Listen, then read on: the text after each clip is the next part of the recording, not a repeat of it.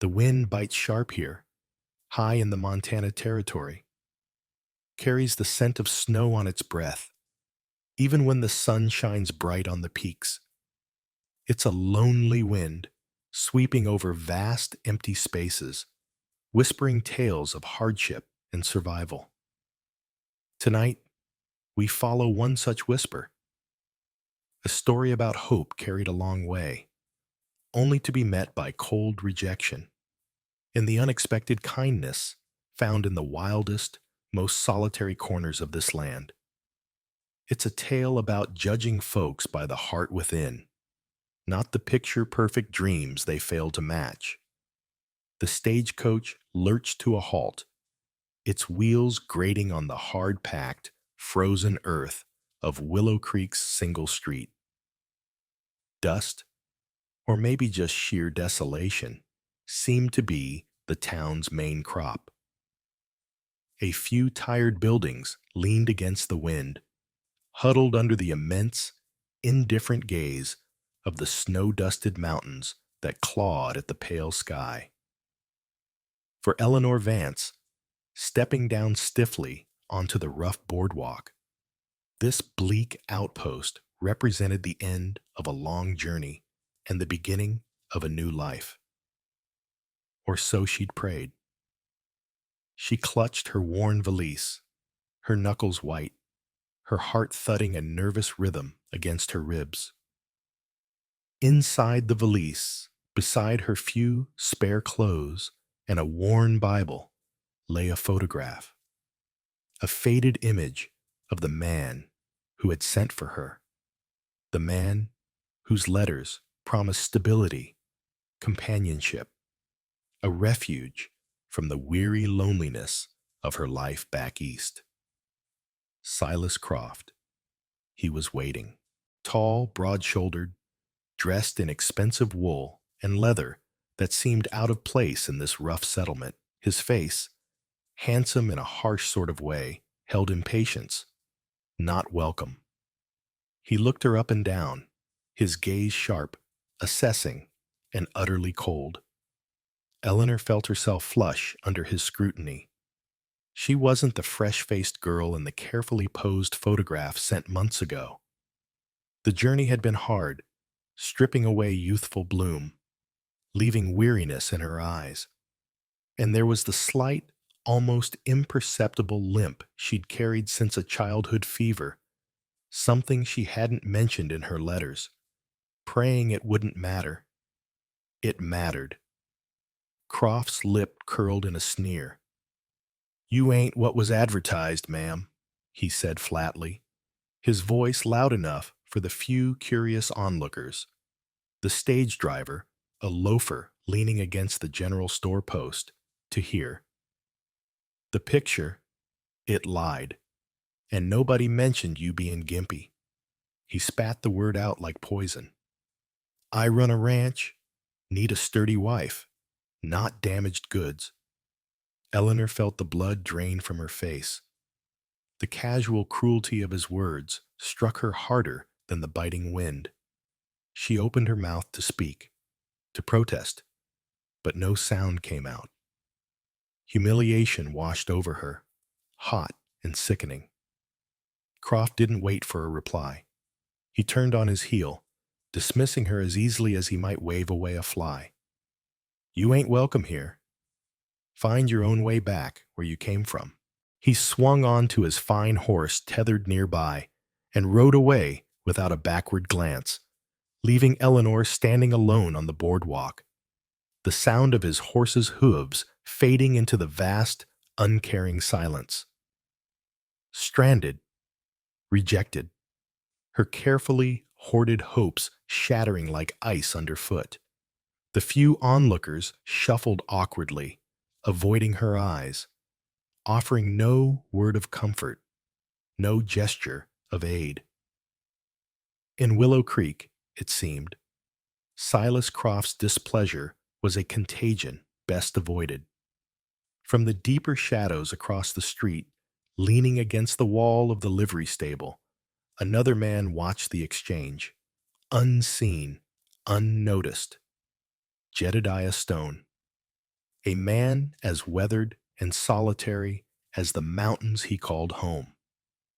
Dressed in greasy buckskins, his face hidden beneath a low-brimmed hat and a thick, untrimmed beard, only his eyes visible, sharp, watchful, missing nothing. He was a trapper, down from his high country line for meager supplies. He saw the woman's shock, the raw pain in her eyes, before she quickly masked it with a fragile dignity. He saw Croft's casual brutality. It wasn't his business. He kept to himself, avoided townfolk and their petty dramas. He'd seen women like her before, lured west by false promises, chewed up and spat out by the harshness of the land and the men who claimed it. He turned away, intending to gather his supplies and retreat back to the silence of the peaks. Let the town deal with her, or not. It made no difference to him. Eleanor stood frozen for a long moment, the wind whipping strands of hair across her numb face. The stagecoach driver, impatient to be on his way, gruffly unloaded her small trunk beside her valise, muttered something about harsh country, and climbed back aboard. The coach rattled away, leaving her utterly alone in the desolate street. Panic began to claw at her throat. She had spent nearly every cent she possessed on the journey west. Going back wasn't an option. Staying here, where she'd been publicly scorned, where Croft's influence clearly held sway, felt impossible. She drew herself up, forcing down the tears that threatened. Self-pity wouldn't help. She had survived hardship before. She would survive this. She needed shelter, needed time to think. She picked up her valise, her limp slightly more pronounced under the weight of despair, and began walking towards the edge of the settlement, away from the unwelcoming eyes, towards the looming mountains that seemed, in that moment, less forbidding than the town itself.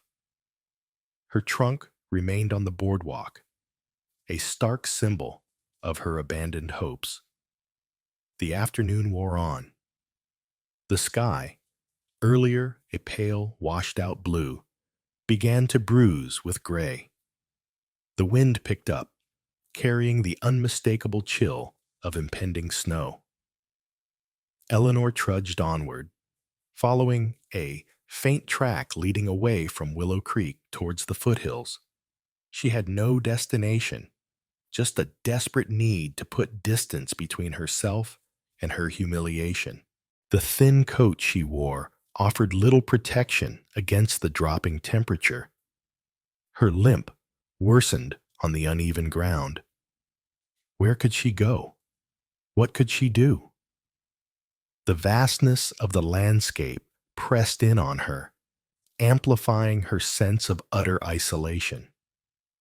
As dusk began to settle, casting long, skeletal shadows from the scattered pines, the first snowflakes began to drift down, small and hesitant at first, then thicker, faster, swirling in the rising wind. Fear, cold and sharp, finally pierced through Eleanor's numbness. Caught in a snowstorm, alone, without shelter. She knew what that meant in this country. She stumbled onward, searching desperately for any kind of refuge, an overhang, a cave, even a thicket of trees. The snow quickly covered the faint track, blinding her, disorienting her. Her feet grew numb with cold. Exhaustion weighed her down like lead. She tripped over a hidden root, falling heavily into the rapidly deepening snow. She tried to push herself up, but her limbs felt heavy, unresponsive. The cold was seeping into her bones, stealing her resolve. It would be so easy, So easy just to close her eyes, let the snow cover her, let the silence take her. A sound broke through her despairing thoughts, the soft crunch of snowshoes approaching. A figure loomed out of the swirling white, tall and broad, covered in furs. Jed Stone. He stopped a few feet away, looking down at her, his expression unreadable in the dim light. He hadn't gone straight back to the mountains after all. He'd seen her leave town, seen the storm brewing. Something, pity, conscience, a flicker of shared humanity he rarely acknowledged, had made him follow, keeping his distance, watching her struggle. Now, seeing her give up, sprawled in the snow, something shifted within him. He didn't offer words of comfort, didn't ask if she was all right. He simply reached down, his rough, fur-clad hand surprisingly gentle, and hauled her unceremoniously to her feet. She swayed, leaning against him, too weak and cold to protest or question. "Cabin," he grunted, his voice raspy from disuse. "Not far. Come." He half supported, half dragged her through the deepening snow, following a path only he could see, towards the deeper woods, away from the storm's full fury. Eleanor, numb and trusting out of sheer necessity, stumbled along beside him, surrendering herself to the care of the silent, forbidding stranger who had appeared like a ghost from the wilderness. Jed's cabin was small, rough-hewn, tucked away in a hidden valley miles from Willow Creek, almost invisible against the surrounding pines and rockfall. Smoke curled from a stone chimney, promising warmth. Inside, it was Spartan, but surprisingly clean. A stone hearth dominated one wall, a fire blazing merrily within it, casting flickering light on animal pelts hanging from the rafters, stacks of firewood, and simple, handmade furniture. The air smelled of wood smoke, pine resin, and drying herbs. It was the scent of self-sufficiency, of solitude. Jed settled Eleanor onto a rough bench near the fire, brusquely removing her snow-caked, inadequate coat. He ladled hot, strong broth from a pot simmering over the flames into a wooden bowl and pressed it into her trembling hands. "Drink," he ordered gruffly. He moved around the small cabin with quiet efficiency, adding wood to the fire, checking the shutters against the howling wind outside. He seemed uncomfortable having another person in his space, especially a woman, his movements stiff, his silence profound. Eleanor drank the broth gratefully, the warmth slowly seeping back into her frozen limbs. She watched the trapper cautiously from beneath her lashes. He was older than she'd first thought, perhaps late 40s, his face deeply lined by weather and solitude, a long scar cutting across one cheekbone. His eyes, when she caught a glimpse of them under his heavy brow, were a startlingly clear gray, watchful and intelligent, but holding a deep wariness, a distance that kept the world at bay. He wasn't handsome like Silas Croft, but there was a rugged strength about him, an aura of competence forged by years of surviving alone in the wilderness. When she finished the broth, he took the bowl without a word and handed her a thick fur robe. "Get out of them wet things," he muttered, turning his back pointedly and busying himself at the far end of the cabin, pretending to sort through traps. Embarrassed, but shivering, Eleanor quickly changed out of her damp dress behind the inadequate screen of the bench, wrapping the heavy, surprisingly soft fur around herself. It smelled wild, of snow and pine and animal, but it was blessedly warm. When Jed turned back, she was huddled near the fire again, her wet clothes steaming nearby. "Thank you," she whispered, her voice still hoarse. You... you saved my life." He merely grunted in response, avoiding her gaze. He sat down on a stool across the hearth, cleaning a long rifle with meticulous care, the silence stretching between them, broken only by the crackle of the fire and the howl of the wind outside. Days turned into a week, then two. The storm raged, blanketing the mountains in deep snow, cutting off Jed's cabin completely from the outside world. Eleanor recovered slowly, her strength returning under the enforced rest.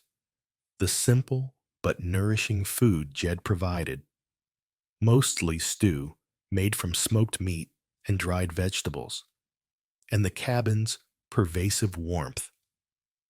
Jed remained distant, taciturn, speaking only when necessary, often disappearing for hours to check his trap lines, moving like a phantom on his snowshoes.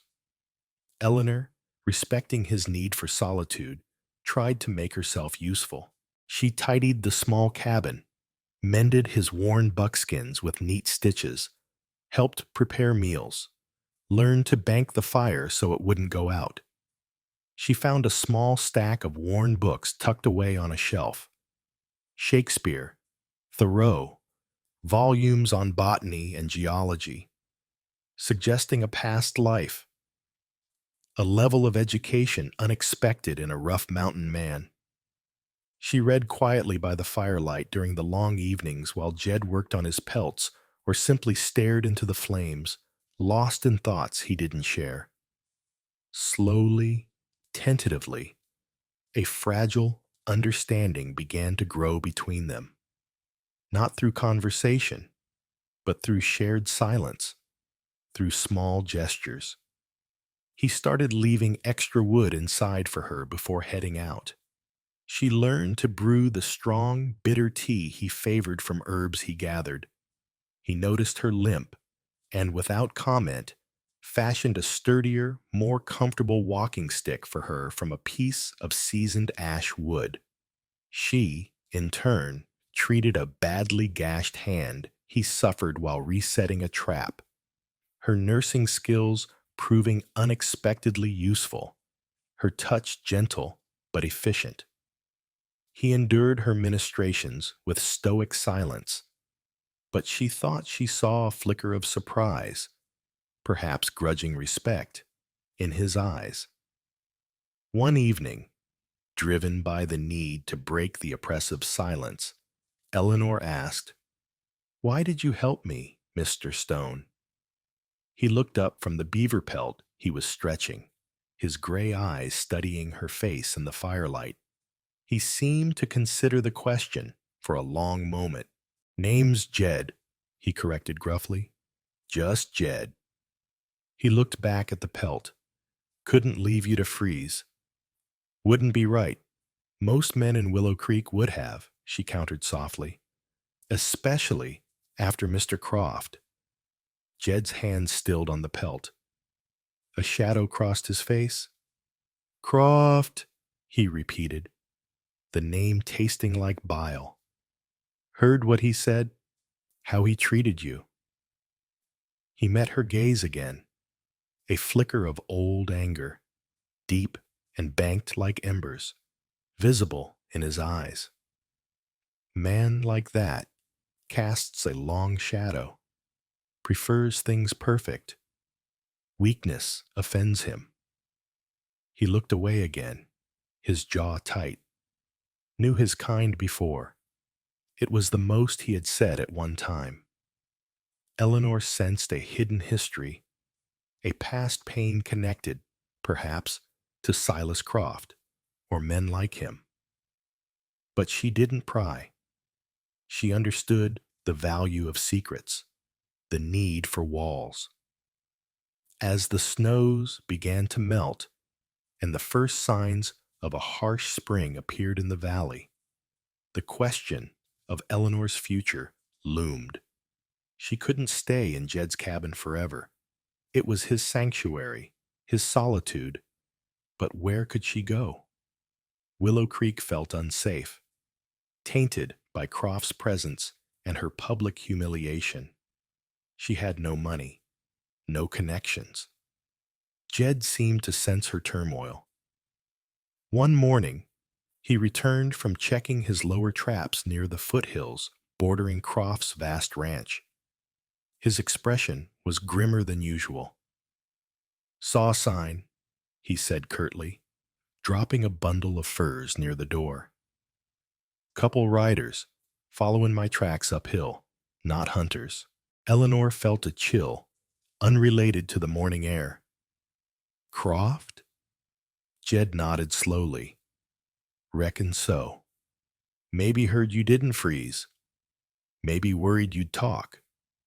Or maybe," he added, his eyes narrowing, "he just don't like loose ends, especially loose ends associated with me."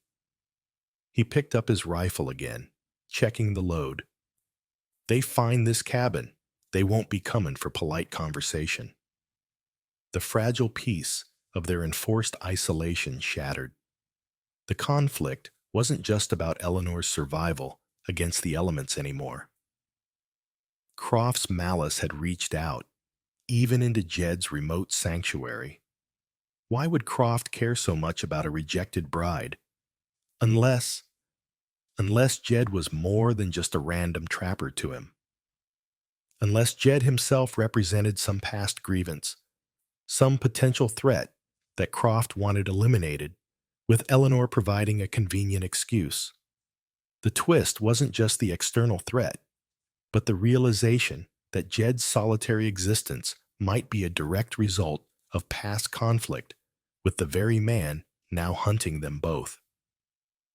Their fates, the rejected woman and the solitary trapper, were now intertwined by a danger neither had sought. Jed didn't waste time on explanations. His movements became sharp, purposeful. "We can't stay here," he stated flatly. "Cabin's solid, but only 2 ways out of this valley. They'll watch both." He scanned the small cabin, his mind working quickly. "Need to make 'em think we're still here. Give us time." He instructed Eleanor to keep the fire smoking, to leave signs of recent activity.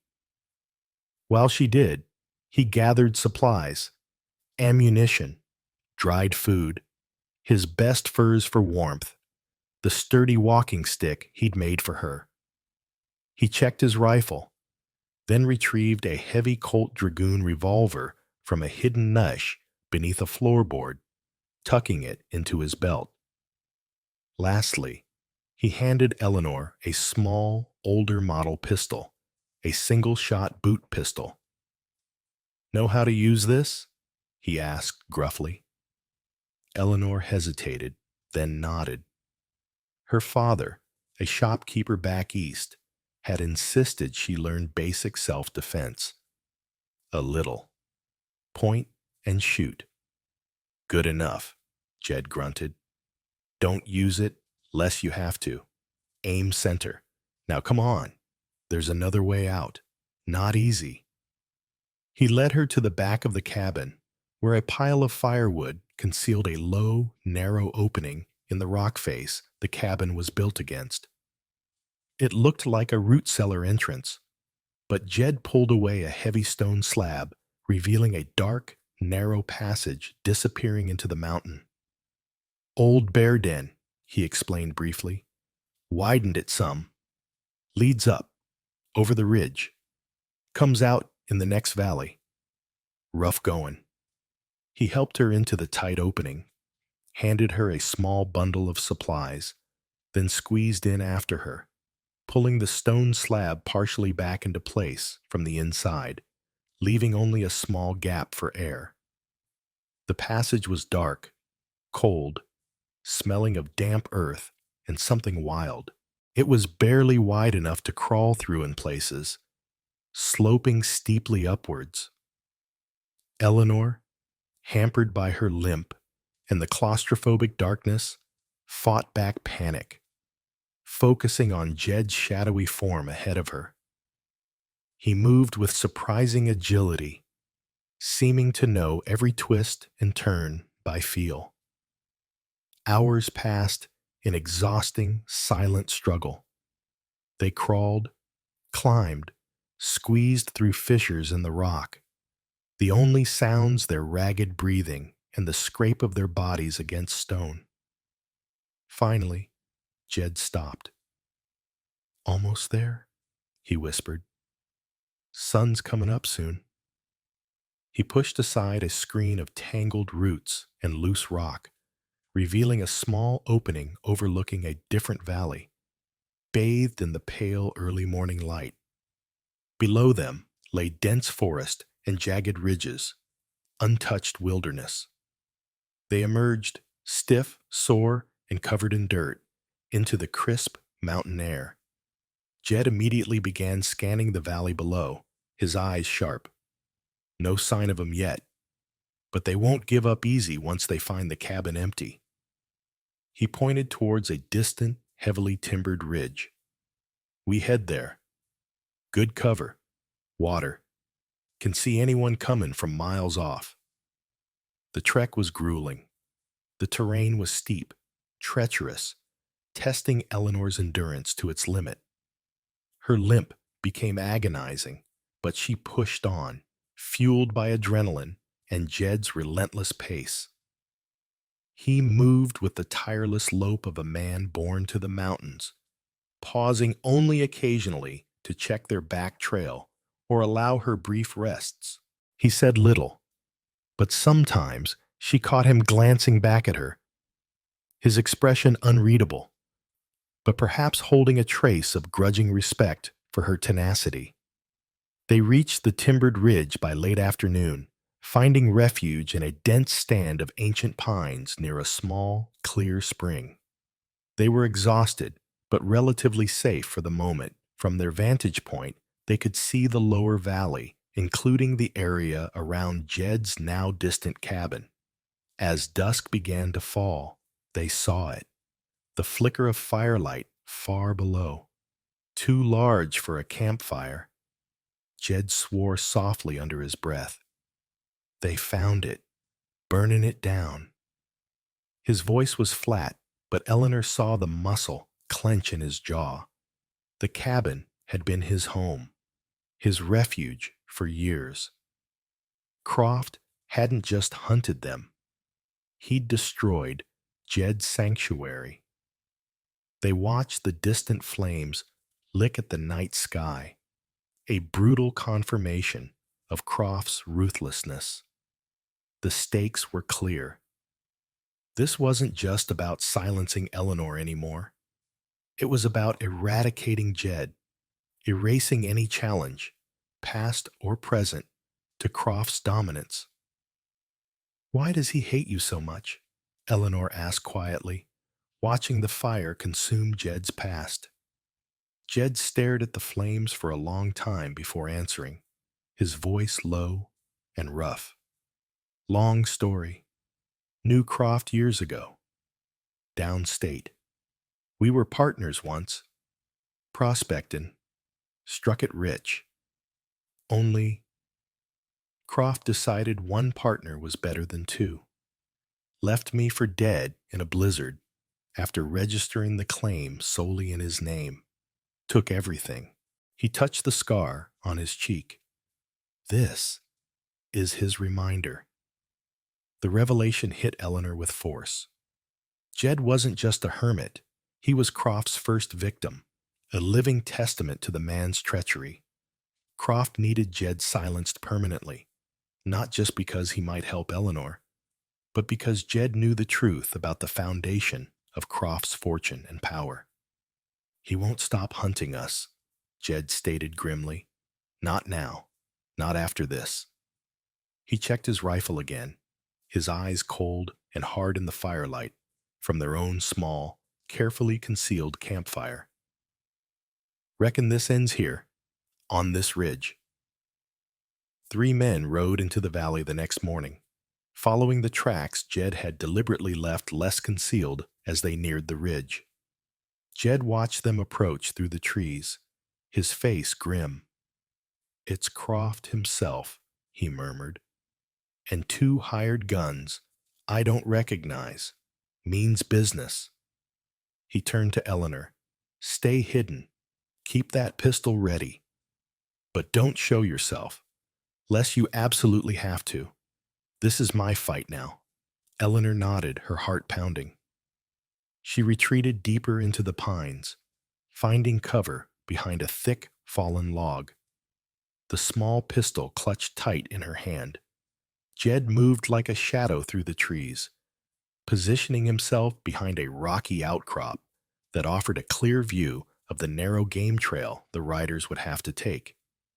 He laid his rifle across the rock, settling in, becoming part of the mountain. Stillness, patience, focus. The riders approached cautiously, scanning the trees, guns ready.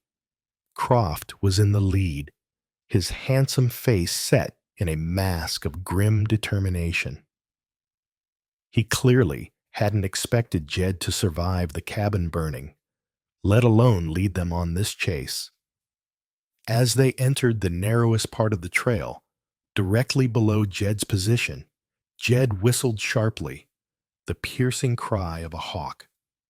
The riders reined in, startled, looking up. "That's far enough, Croft." Jed's voice echoed down from the rocks, cold and steady. Croft located Jed's position, his eyes narrowing with hatred. "Stone!" So, the mountain rat crawled out of his hole. "Should have finished the job years ago." He raised his rifle. "Last chance. Send the woman out, and maybe I'll let you crawl away again." "Not this time, Croft," Jed replied. "This time, you answer for what you did. To me, to her." Croft laughed, a harsh, ugly sound. "Kill him," he ordered his men. The 2 hired guns opened fire, bullets ricocheting off the rocks around Jed. Jed didn't return fire immediately. He waited, letting them expose their positions. One man spurred his horse forward, trying to get a better angle. Jed's rifle cracked once. The man cried out, tumbling from his saddle. The second hired gun scrambled for cover behind a large pine, firing rapidly towards Jed's outcrop. Croft, using the distraction, dismounted and began working his way up the slope on foot, moving from tree to tree, trying to flank Jed. Eleanor watched from her hiding place, terrified but resolute. She saw Croft moving closer to Jed's blind side. Jed was pinned down by the remaining gunman's fire. She had to do something. Aiming the small pistol carefully, she fired towards the gunman hidden behind the pine. The shot went wide, kicking up dirt near the tree, but it served its purpose. The gunman flinched, momentarily distracted, glancing towards her position. It was the opening Jed needed. He shifted slightly, took careful aim, and fired. The second gunman slumped against the tree, silenced. Now it was just Croft, stalking Jed through the timber. Jed moved from his outcrop, melting into the trees, using his knowledge of the terrain. It became a deadly game of cat and mouse among the pines and rocks. Shots echoed sporadically through the forest. Eleanor held her breath, praying. Then silence. A long, tense silence. Who was left? A figure emerged slowly from the trees, rifle held ready. Jed. He moved cautiously towards where Croft had last been seen. Eleanor watched, pistol still raised, ready. Suddenly, Croft burst from behind a thicket, not with a rifle, but with a knife, launching himself at Jed with a desperate snarl. He must have lost or dropped his rifle. Jed, caught by surprise, stumbled back, barely parrying the knife thrust with his rifle barrel. They grappled fiercely, crashing through the underbrush. Croft fueled by desperate rage, Jed by years of simmering resentment and the instinct for survival. The rifle clattered away. The knife flashed. Eleanor screamed Jed's name, scrambling out from her cover. Pistol forgotten. She saw the knife plunge towards Jed's chest, but Jed twisted, catching Croft's wrist, using his opponent's momentum to slam him hard against a tree trunk. The knife flew from Croft's grasp. Jed struck Croft once, hard, a blow fueled by years of bitterness. Croft sagged, stunned. Jed stood over him, breathing heavily, fist raised. He could have finished it, could have ended Croft's life right there. Eleanor saw the raw, killing rage in his eyes. But then, something shifted. He looked down at the man who had betrayed him, ruined his life, hunted him down. He saw not just a monster, but a pathetic, defeated man. Slowly, deliberately, Jed lowered his fist. He picked up the fallen knife, but only to toss it further away into the brush. He stepped back, retrieving his rifle. "Get up, Croft," Jed said, his voice rough, but devoid of the earlier rage. "It's over. You'll face the law, back in Willow Creek, if they'll have you." Croft stared up at him, bewildered, then slowly, painfully pushed himself to his feet, his arrogance replaced by fear and disbelief. He had expected death, not this cold, contemptuous mercy. Eleanor ran towards Jed, relief washing over her. He looked at her, his gray eyes holding a complex mix of exhaustion, grim satisfaction, and something else. A flicker of warmth, perhaps? He had faced his demon and chosen not vengeance, but a harder, more complicated form of justice. They bound Croft securely with rope from his own saddle. The first hired gun Jed had shot was dead. The second would recover from his wound. They left the dead man, retrieved the horses, and started the long, slow journey back towards Willow Creek, driving their prisoners before them. The ridge was silent again, witness to a different kind of ending than Croft had envisioned. Survival. Justice. And perhaps, for Jed and Eleanor, the tentative beginning of something new, forged in shared danger and unexpected resilience. Returning to Willow Creek with Silas Croft and his wounded gunmen as prisoners caused a sensation. Jed Stone, the solitary trapper, revealed as the man Croft had cheated and left for dead years ago, instantly became a local legend. Eleanor Vance, the rejected mail-order bride, was seen not as damaged goods, but as a woman of quiet courage and resilience who had stood by Jed and faced down danger. The townspeople, freed from Croft's shadow and ashamed of their earlier indifference, greeted them with awe and respect. Sheriff Brody, presented with the prisoners and Jed's damning testimony corroborating past rumors, ensured Croft faced the full, albeit slow, process of frontier justice. Stripped of his wealth, most of which was built on the stolen claim, and facing charges of attempted murder and past fraud, Croft's reign was definitively over. In the aftermath, Willow Creek began to breathe again. With Croft gone, a sense of cautious optimism returned. People treated each other with a bit more kindness, perhaps mindful of how easily they had misjudged both Eleanor and Jed. Eleanor found herself offered lodging and work, no longer an outcast. Jed, though still preferring his solitude, found himself regarded not as a strange hermit, but as a man wronged who had finally found a measure of justice. He didn't stay in town long. The mountains called to him, but before he left, he sought out Eleanor. He returned her valise, which someone had quietly retrieved from the boardwalk and kept safe. He'd even retrieved her trunk. "Reckon these belong to you," he said gruffly, avoiding her eyes. "Thank you, Jed," Eleanor said softly, "for everything." He shuffled his feet, uncomfortable with gratitude. "You did all right up there," he admitted. "Showed grit." He paused. "Mountains ain't for everyone, but if you ever find yourself needin' a place, the valley's still there. I'll rebuild." It was as close to an invitation as a man like Jed could manage. Eleanor smiled, a genuine smile that lit up her face, erasing the weariness. "Maybe I will, Jed. Maybe I will."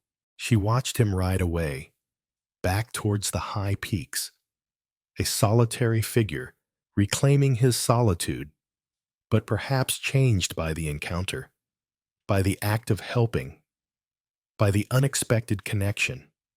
Eleanor chose to stay in Willow Creek for a time, working at the mercantile, slowly building a new life on her own terms.